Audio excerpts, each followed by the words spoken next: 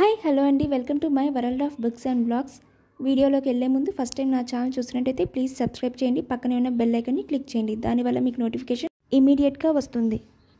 ఎద్దనపూడి సులోచన రాణి గారి నవల సెక్రటరీ 3వ భాగం. ఆ రోజు జయంతి పని త్వరగా ముగించుకొని ఇంటికి బయలుదేరింది. రాత్రి బామ్మకి మళ్ళీ గుండెదడ వచ్చింది. ఉదయం కూడా అలాగే నీరసంగా ఉంది. గబగబా అన్నీ సర్దేసి హడావిడిగా ఇంటికి బయలుదేరే ముందు మిసెస్ వర్మ గుర్తొచ్చింది. ఆవిడ దగ్గర సంతకం తీసుకోలేదు. సాధారణంగా ఆవిడే వనితా విహార్కి వస్తుంది. ఆవిడేదో పని మీద మద్రాసు వెళ్లాల్సి వచ్చిందట.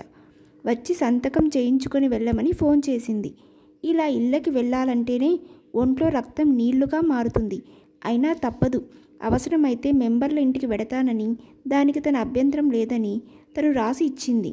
బయటికొచ్చిన జయంతి మిసెస్ వర్మ ఇంటి ముఖం పట్టింది. మహానగరాల్లో ఇదో గొడవ. ఉత్తరానొకలు, దక్షిణానొకలు. అందరిలోకి కఠినంగా పొగరుగా కనిపించిన మిసెస్ వర్మే కాస్త నయం. సాధారణంగా ఇంటికి రమ్మని అడగదు. ఒకవేళ వచ్చినా సాదరంగా ఆహ్వానించి కూర్చోమని వెంటనే పని పూర్తి చేసి పంపిస్తుంది. వెళ్ళింది ఎలాంటి సమయమైనా సరే టీ కాఫీ కానీ ఇవ్వకుండా పంపదు. మిసెస్ వర్మ ఉన్న ఇల్లు కట్టుకుంది కూడా కాదు. హౌసింగ్ బోర్డులో వాయిదాల పద్ధతి మీద తీర్చేటట్లు అప్పు తీసుకొని కొన్న ఇల్లు. చిన్నదైనా అందంగా పొందికగా ఉంటుంది. భర్త కూడా ఏదో ఆఫీసులో మేనేజర్గా చేస్తున్నాడు.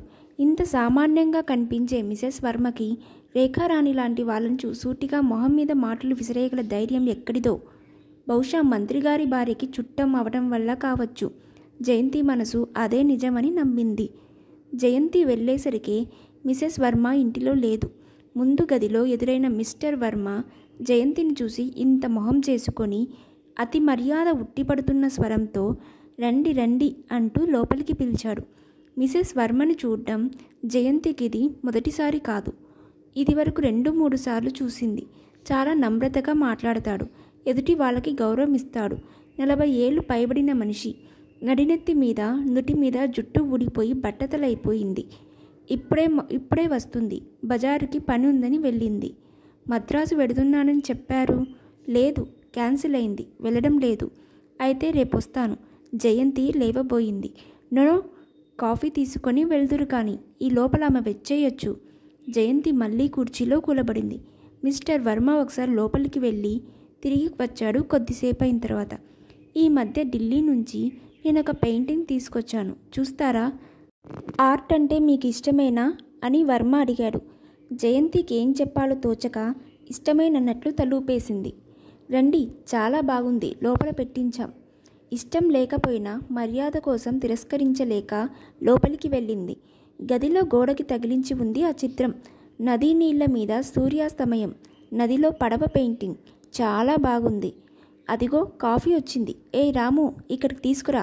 జయంతి వెనక నిలబడ్డ వర్మ కేకేసి పిలిచాడు. కూర్చోండి, కాఫీ తాగుదురు కానీ. ఇక్కడ జయంతి చుట్టూ చూస్తూ అంది. మిసెస్ వర్మ ఇంట్లో లేదు. వర్మ మర్యాదస్తుడే కావచ్చు, తన మనసు మంచిదే కావచ్చు.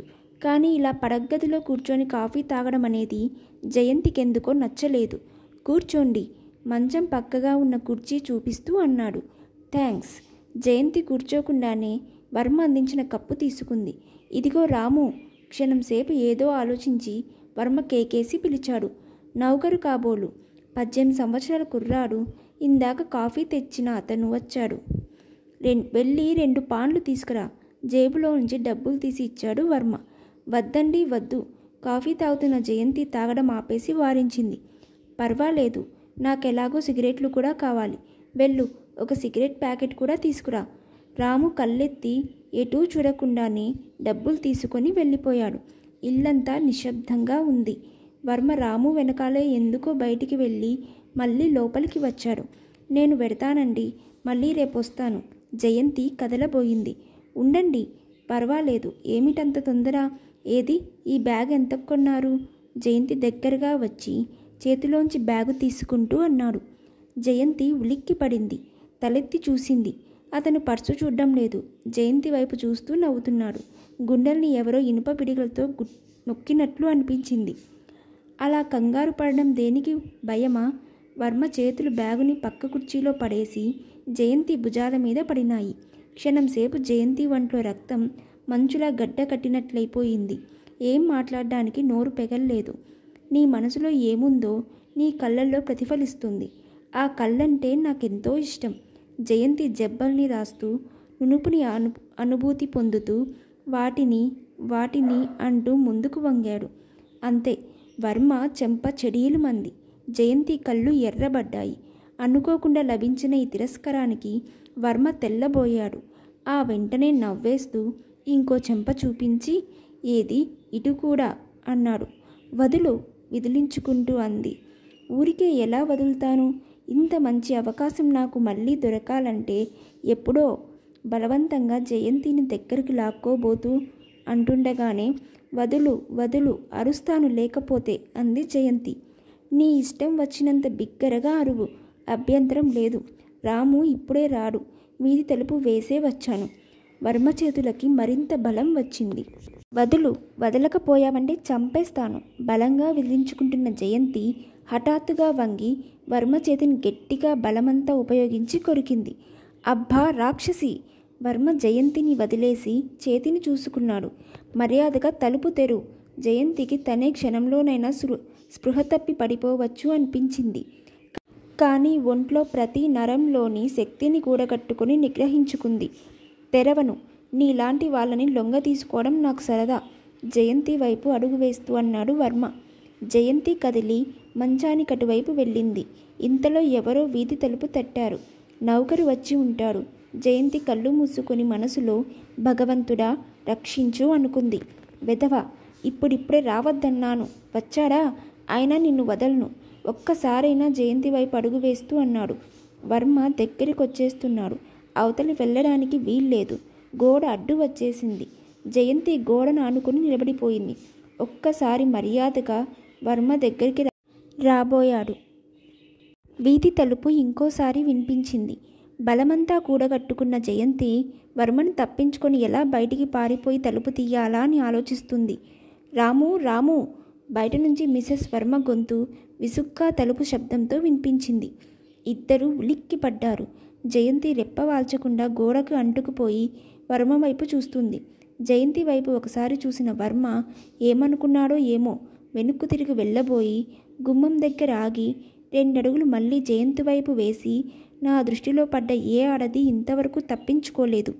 నువ్వు అతీతురాలువేం కాదు. అలా నిలబడకు, వచ్చి కుర్చీలో కూర్చో అంటూ వెళ్ళిపోయాడు. ఈ లోపల తలుపు మరీ గట్టిగా 2 సార్లు మోగింది. జయంతి తూలుతూ వచ్చి కుర్చీలో కూలబడింది. Thank God! మిసెస్ వర్మ దేవుడిలా వచ్చి కాపాడింది. లేకపోతే ఇవాళ తన గతేమయ్యేది? మీరుండే నా పలకంది. రాము ఎక్కడికి పోయాడు? మిసెస్ వర్మ లోపలికి వస్తూ అంది. అడుగుల చప్పుడు వినబడుతూనే జయంతి లేచి నిలబడింది. నువ్వా? 2 చేతుల నిండా ప్యాకెట్లతో వచ్చిన మిసెస్ వర్మ గుమ్మంలో ఆగిపోతూ అంది. మిసెస్ వర్మ ఒంటరిగా రాలేదు. వెంట మిసెస్ కరుణాకరం కూడా ఉంది. ఇద్దరూ కళ్ళు వెడల్పు చేసుకొని జయంతిని వింత మృగాన్ని చూసినట్టు చూశారు. నేను జయంతి ఏదో చెప్పాలని ప్రయత్నం చేసింది. కానీ అంతకంటే ఎక్కువ పెగల్లేదు. కరుణాకరం, మిసెస్ వర్మ ఇద్దరు మొహాలు చూసుకున్నారు. నేను సంత కోసం వచ్చాను. ఏం కాలేదు. మీరు పొరపడుతున్నారు.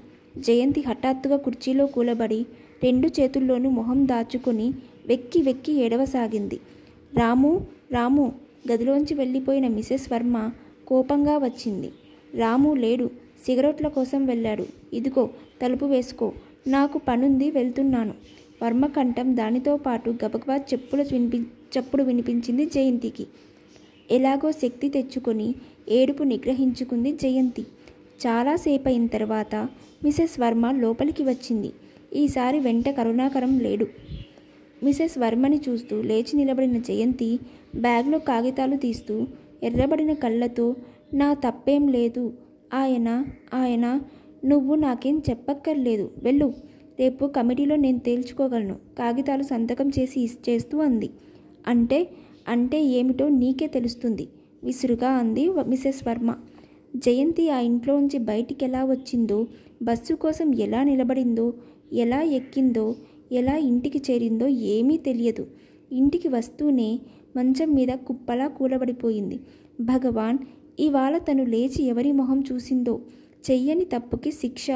వెంట్రుక వాసిలో ప్రమాదాన్ని తప్పించుకుంది. జయంతికి హఠాత్తుగా గుర్తుకు వచ్చింది. ఉదయం నుంచి గుర్తు చేసుకుంటున్న బత్తాయిలు బామ్మ కోసం తను తీసుకురాలేదని. ఏం రోజులు, ఏం మనుషులు. ఆడపిల్ల ఇల్లు విడిచి బయటకొస్తే ఇన్ని ఆపదలా? ప్రపంచంలో ఇలాంటి విషసర్పాల్లాంటి సంఘటనలు సందు దొరికితే చాలు కాటు వేద్దామని చూస్తుంటాయి కాబోలు. రేపు ఎవరికి ఏ అవకాశం ఇవ్వకుండానే తను రిజైన్ చేస్తే, అలా చేస్తే జరిగింది ఊహించింది నిజమే అనుకుంటారు. అలా కాదు, నిర్భయంగా నిలబడి వర్మ సంగతంతా చెప్పాలి. కానీ వినదేవరు? వినని వినకపోని చెప్పి రావటం తన ధర్మం. నా దృష్టిలో పడిన ఏ ఆడది ఇంతవరకు తప్పించుకోలేదు. జయంతి వెన్నుముక మీద భయం లాంటిది జరజరా పాకింది. అలాంటి మనిషి దృష్టిలో తను పడిందంటే ఇహ తను బయట ఒంటరిగా తిరగడం క్షేమం కాదు. అయినా ఇదేమిటి? వనితా విహార్ సెక్రటరీగా తను వహించింది ఏమిటి? ఈ జరుగుతున్నదేమిటి? జయంతి ఆ రాత్రి నిద్రపోలేదు. ఆ మర్నాడు ఒంట్లో బాలేదని 2 రోజులు సెలవు ఇమ్మని కబురు చేసింది. ఏ కలనుందో సుమిత్రాదేవి వెంటనే ఒప్పుకుంది. జయంతి 2 రోజులు దాటిన తర్వాత వనితా విహార్కి వచ్చింది. తను భయపడ్డట్టు ఎవరు ఏ విషయం కదపలేదు. మిసెస్ వర్మ 2 రోజుల తర్వాత వచ్చింది. ఆవిడని చూస్తూనే వణికిపోయింది. కానీ ఏం జరగలేదు. మిసెస్ వర్మ జయంతితో ఇదివరకులా మాట్లాడలేదు. అంతే. వారం రోజులు గడిచిపోయినాయి. జయంతి మామూలుగా వచ్చి పని చూసుకుపోతుంది. ఓ రోజు మధ్యాహ్నం ఆ నెలలో అయిపోయిన ప్రోగ్రాం తాలూకు వివరాలు టైప్ చేస్తుండగా ఫోన్ గనగనా మోగింది. టైప్ చేస్తున్న కాగితాలు వదిలేసి విసుక్కుంటూ జయంతి రిసీవర్ తీసుకుంది. హలో.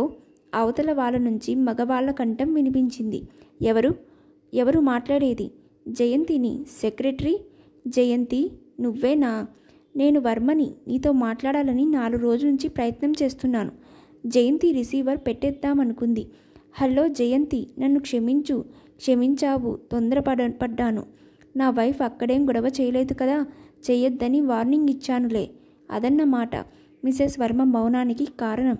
ఇప్పుడు నా వైఫ్ ఏమీ అనదులే, అప్పుడే చెబుతును కానీ ప్రక్కన ఆ తాటకి ఉంది. ఆవిడని చూసేసరికి భయం వేసి బయటకు పారిపోయాను. చూడు, నా భార్య నిన్ను మా ఇంటికి పిలుస్తుంది. నా మీద కోపం ఉంచుకోక తప్పకుండా రా. ఏం? జయంతి కోపంతో పళ్ళు పటపటలాడాయి. పోనీ నీకు మా ఇంటికి రావడం అభ్యంతరమైతే నేనే ఎక్కడికైనా. జయంతి రిసీవర్ ఠపీమని పెట్టేసింది. ఎంత ధైర్యం! 40 సంవత్సరాలు దాటి చెరమాంకంలో కాలు పెట్టడానికి తయారవుతున్న మనిషి, మెత్తగా మాట్లాడి మాటల్ని మర్యాదతో నింపే మనిషి. ఛీ! జయంతికి అసహ్యం వేసింది. ఈ మగవాళ్ళకి బొత్తిగా బుద్ధి లేనట్లుంది. ఆయన దృష్టికి తను నచ్చవచ్చు, కానీ తన దృష్టిలో ఆయనకు ఎలాంటి స్థానం ఉందో ఆలోచించడేం?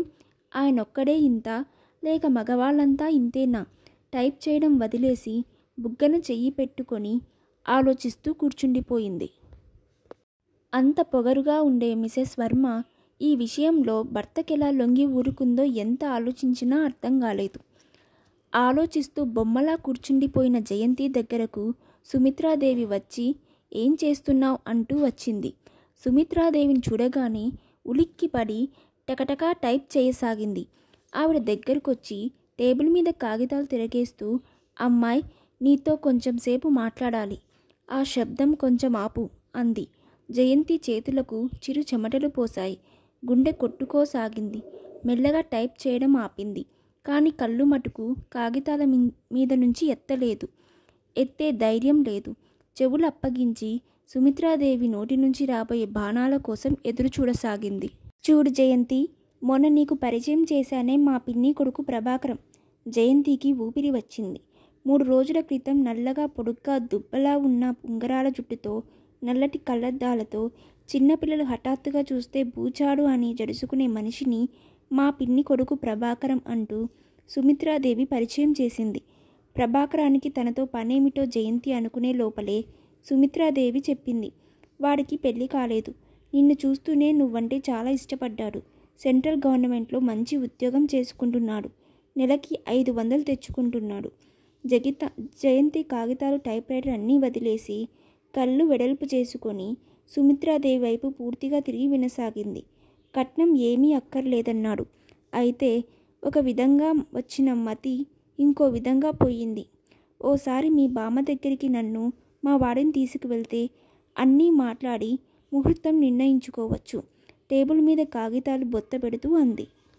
జయంతికి చాలాసేపటి వరకు నోట మాట రాలేదు. ఇవన్నీ వనితా విహార్ సెక్రటరీగా ఎదుర్కోవాల్సిన సమస్యలా ఏమిటి? బంగారం లాంటి సంబంధం.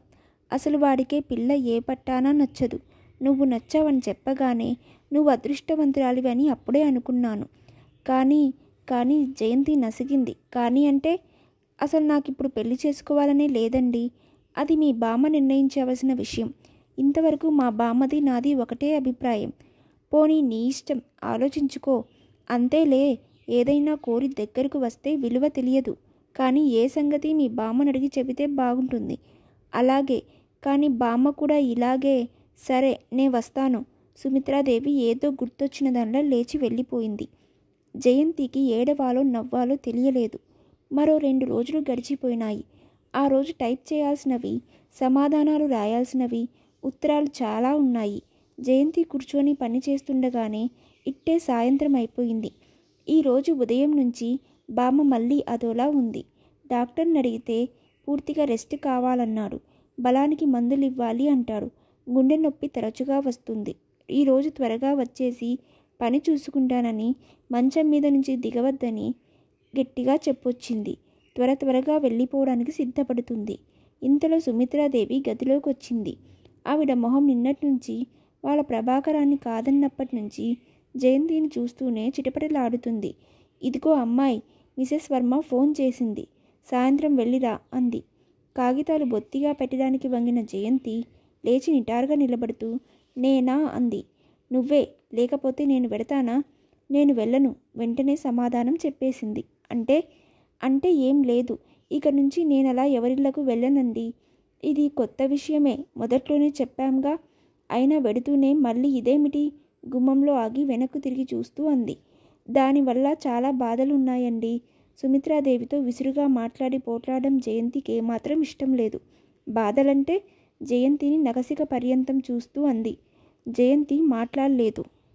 మన ఒళ్ళు మనం దగ్గరుంచుకుంటే సరి. అయినా అవన్నీ నాకు తెలియవు.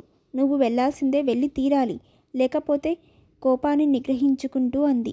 ఉద్యోగం ఊడుతుంది.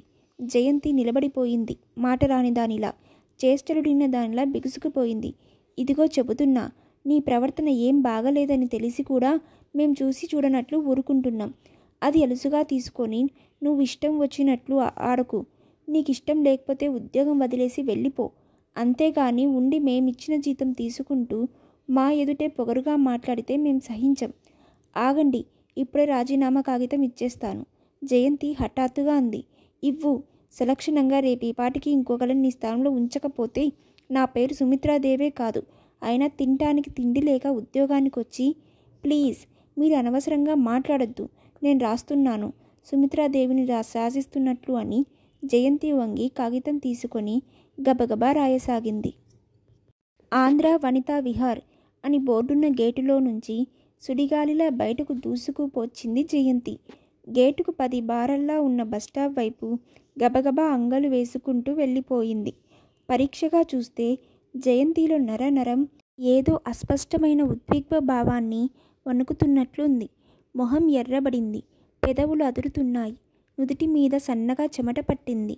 కళ్ళల్లో తిరగబోతున్న నీళ్ళని బలవంతాన ఆపుకోవాలని ఒంట్లో ఉన్న శక్తినంతా కూడగట్టుకొని ప్రయత్నం చేస్తున్నట్లు కింది పెదవిని రక్తం వస్తుందేమో అన్నంత గట్టిగా పళ్ళ మధ్య నొక్కి పట్టింది. వెధవ బస్సు, ఇదో గోల. కావాలనుకున్నప్పుడు చచ్చినా రాదు. చుట్టుపక్కల ఎక్కడా కనుచూపు మేరలో రిక్షా కూడా కనిపించకపోవడంతో తనని తానే తిట్టుకున్న స్టాఫ్లో నిలబడలేక తప్పలేదు. తొందరపడ్డావేమో. బంగారం లాంటి ఉద్యోగం చేతులారా వదులుకొని వచ్చావు. జయంతి మనసులో అంతరాత్మ లాంటిది సనగడం ప్రారంభించింది. తొందరపడ్డానా? అది బంగారం లాంటి ఉద్యోగమా? అడుగడుక్కి నా వ్యక్తిత్వాన్ని చంపి నేను అక్కడున్న అందరిలోకి అధమమని ప్రతిక్షణం గుర్తు చేసే ఆ ఉద్యోగం అసలు ఇన్నాళ్ళు ఓపిక తెచ్చుకొని చేయడం నాదే బుద్ధి తక్కువ. ఎర్రబడిన మొహంతో బస్సు వైపు తల తిప్పి చూస్తున్న జయంతి అంతరాత్మని కసురుతూ అంది. కానీ నీ ఆత్మాభిమానం అన్నం పెట్టదే మరి? పెట్టకపోతే పోయింది. వెధవ అన్నం తినడం మానేస్తాను. నువ్వు మానేయగలవు, సంతోషమే. కానీ బామ్మకేమని చెబుతావు? ఆవిడసలే గుండెదల మనిషి. కాస్త ఈ ఉద్యోగం దొరికిన తర్వాత మనశ్శాంతిగా కృష్ణ రామ అనుకుంటుంది. అవును, నిజమే. బామ్మకేమని చెప్పాలి? జయంతి నిస్సహాయంగా చూసింది. వెంటనే కోపం వచ్చింది. బామ్మకి చెప్పను, చెప్పకుండా ఇంకోటేదైనా చూసుకొని అప్పుడు చెబుతాను. ఇంకోటి వెంటనే దొరకాలిగా అంటే మాటలా? జయంతి బ్యాగ్లో ఉన్న 2 రూపాయల చిల్లర కళ్ళ ముందు మెదిలింది. వెంటనే కళ్ళల్లో గిర్రున నీళ్లు తిరిగాయి. తనకేం తెలుసు? ఆంధ్ర వనితా విహార్ సెక్రటరీ అంటే గొప్ప వాళ్ళతో పరిచయం అయ్యి తను కూడా గొప్పదైపోవచ్చనుకుంది. వాళ్ళింత అసూయ పరులని, ఎదుటి వాళ్ళని డబ్బుతో తప్ప గుర్తించరని, హోదా ఉంటే కానీ లెక్క పెట్టరని, ఇంత మూర్ఖులని అనుకోలేదు. మూర్ఖులా? మూర్ఖులేం కాదు, అసలు ఎదుటి వాళ్ళతో సమానులు అని గుర్తుపట్టడానికి ఇష్టపడరు. పోనీ తన సంగతి వదిలేసేయ్.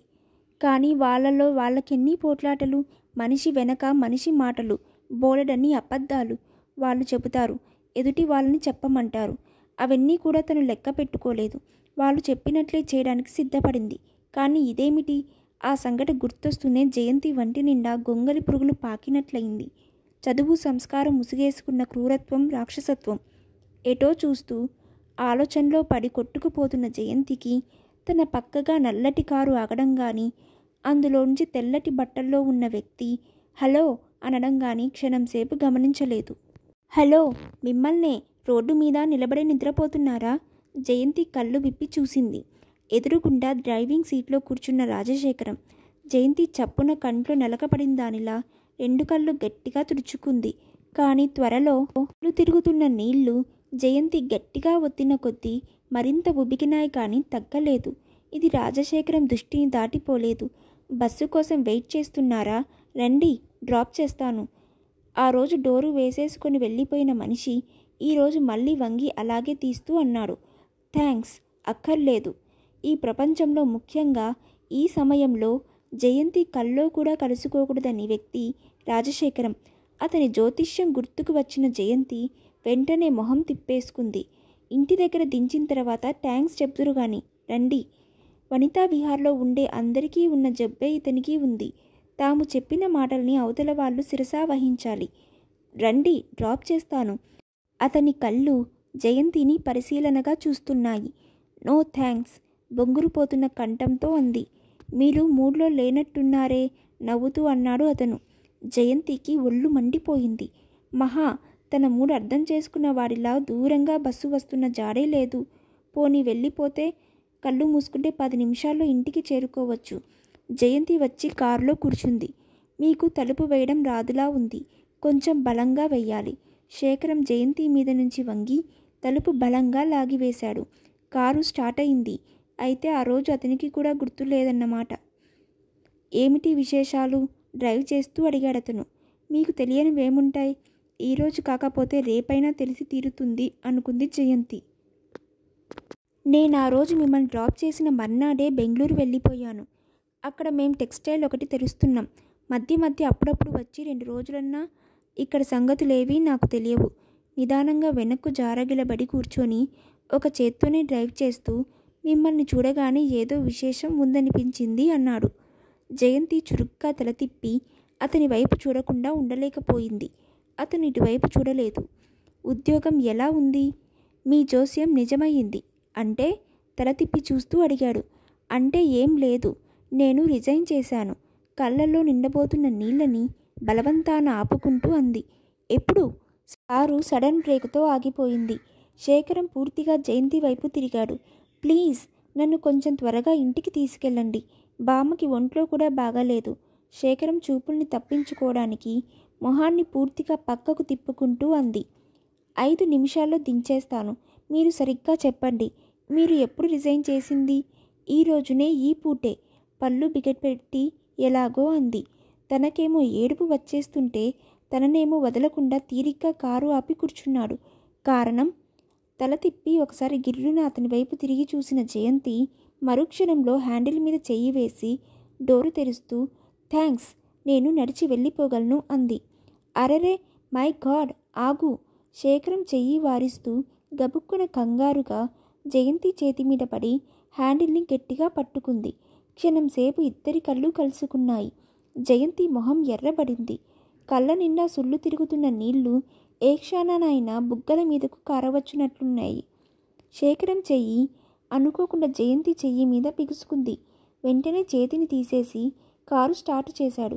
కానీ కారు చాలా నిదానంగా పోతుంది. శీతాకాలపు సాయంత్రం అస్తమిస్తున్న సూర్యబింబం తాలూకు ఎరుపు ప్రపంచాన్ని చుట్టేసి కంటికి కనిపిస్తున్న ప్రతి వస్తువుని అదో మాధురిగా చూపించసాగింది. మెల్లగా డ్రైవ్ చేస్తున్న శేఖరం జయంతి వైపు చూడకుండానే, కారణం చెప్పడం ఇష్టం లేకపోతే అడగను, కానీ రిజిగ్నేషన్ ఎవరికి ఇచ్చారు మీరు అని అడిగాడు. సుమిత్రాదేవికి. సరే, రేపు ఉదయం ఆవిడే స్వయంగా వచ్చి బ్రతిమిలాడి మిమ్మల్ని తీసుకువెళ్తుంది. థ్యాంక్స్. ఒకసారి కాదని వదిలేసి వచ్చిన తర్వాత మళ్ళీ అక్కడ అడుగు పెట్టడం అది జన్మలో జరగని పని. శేఖరానికి ఉన్న పలుకుబడి ఆమెకు తెలుసు. కానీ ఆ దయాధర్మం తనకేం అక్కర్లేదు.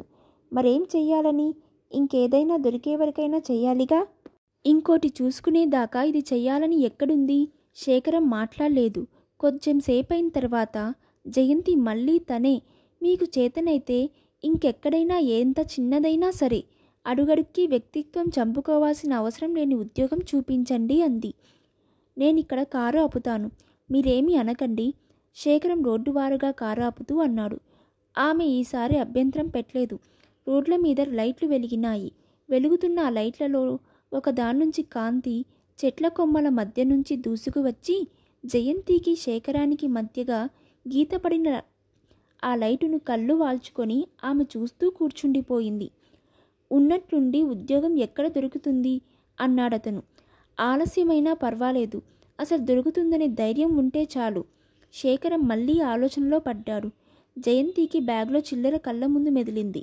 ఏం చెయ్యగల? అక్కడికి తనెంతో సహనం చూసింది. తను చూపుతున్న సహనం అవతలి వాళ్ళు అసమర్థగా తీసిపడేశారు. పోనీ నా సెక్రటరీగా ఉండకూడదు? హఠాత్తుగా అన్నాడతను. తమాషాకిది సమయం కాదు, రోషంగా అంది. అంత మూర్ఖుణ్ణి కాను. నా సెక్రటరీ ఊరెళ్ళి 20 రోజుల పైనయింది. తల్లికి సుస్థిగా ఉందట. మరో నెల వరకు రాలేనని రాశాడు. ఒకవేళ అతను మధ్యలో వచ్చినా ఈ లోపల నేను మీకు ఇంకొక పని చూపించకపోలేను. జయంతి మౌనంగా ఉండిపోయింది. అసలు రేపు నేను మీరెందుకు రిజైన్ చేశారో కారణం తెలుసుకుంటాను. మీరు చూపించిన కారణం సబబే అయితే నా సెక్రటరీగా చేరిపోదురు కానీ. జయంతి మాట్లాడలేదు. బొత్తిగా కలో వాస్తవమో అర్థం కాని పరిస్థితి. ఏం ఇష్టమేనా? మీకు నేను చేయవలసిన పనులేముంటాయి? శేఖరం కొద్దిగా నవ్వి, వచ్చి చూస్తే తెలుస్తుంది, నిజంగానే నా సెక్రటరీగా తీసుకుంటాను అన్నాడు. కానీ అంతా ఆగిపోయింది. అమ్మో, ఇంకేమైనా ఉందా? వనితా విహార్ వాళ్ళు తెలిస్తే బతకనిస్తారా? అదంతా నాకు వదిలేయండి. ఆ మనసులో ప్రతీకారం లాంటిది కదిలింది. నిజం, శేఖరం అంటే వాళ్ళందరికీ ఎంత విలువుందో, అతనికి ఎంత పేరు ప్రతిష్టలున్నాయో తనకి తెలుసు. కానీ ఒక్క షరతు మీద మీరు వాగ్దానం చేయాలి ఆలోచిస్తూ అంది జయంతి. ఏమిటది? నాకు ఎప్పటికింకో ఉద్యోగం దొరికితే అప్పుడు వెళ్ళనివ్వాలి. జయంతి వైపు కాసే పరిశీలనగా చూసిన రాజశేఖరం కారు స్టార్ట్ చేస్తూ సరే అన్నాడు. జయంతి గట్టిగా ఊపిరి పీల్చుకుంది.